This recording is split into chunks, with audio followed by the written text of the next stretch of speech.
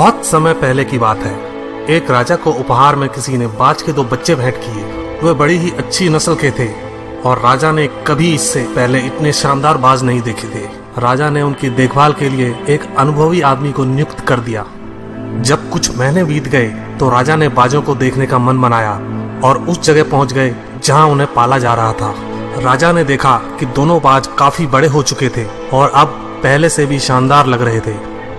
राजा ने बाजों की देखभाल कर रहे आदमी से कहा, मैं इनकी उड़ान देखना चाहता हूँ, तुम इन्हें उड़ने का इशारा करो। आदमी ने ऐसा ही किया।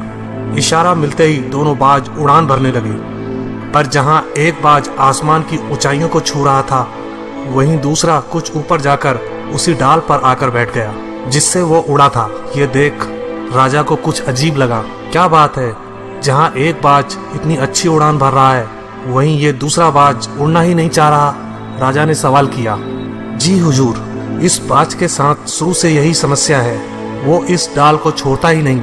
राजा को दोनों ही बाज प्रिय थे और वो दूसरे बाज को भी उसी तरह उड़ना देखना चाहते थे। अगले दिन पूरे राज्य में ऐलान कर दिया गया, जो व्यक्ति इस बाज को ऊंचा उड़ाने में कामयाब होगा उसे ढेरों इनाम दिया जाएगा।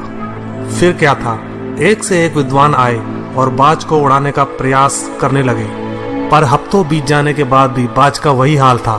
वो थोड़ा सा उड़ता और वापस उसी डाल पर आकर बैठ जाता। फिर एक दिन कुछ अनोखा हुआ। राजा ने देखा कि दोनों बाज आसमान में उड़ रहे हैं। उन्हें अपनी आंखों पर यकीन नहीं हुआ और उन्होंने तुरंत उस व्यक्ति का पता लगाने को कहा जिसने ये कारनामा कर दिखाया था। वह व्यक्ति एक किसान था। अगले दिन वह दरबार में हाजिर हुआ।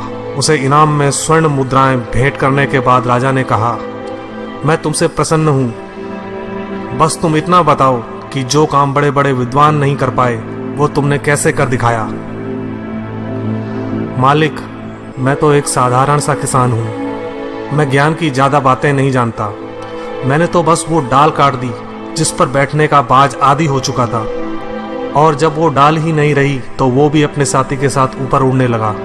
दोस्तों, हम सभी ऊंचा उड़ने के लिए ही बने हैं, लेकिन कई बार हम जो कर रहे होते हैं उसके इतने आदी हो जाते हैं कि अपनी उड़ान भरने की, कुछ बड़ा करने की काबिलियत को भूल जाते हैं। यदि आप भी सालों से किसी ऐसे काम में लगे हैं जो आपके सही पोटेंशियल के मुताबिक नहीं है, तो एक बार जरूर सोचिए कि कहीं आपको भी उस डाल को काटने की जरूरत तो नहीं जिस पर आप बैठे हैं। धन्यवाद दोस्तों।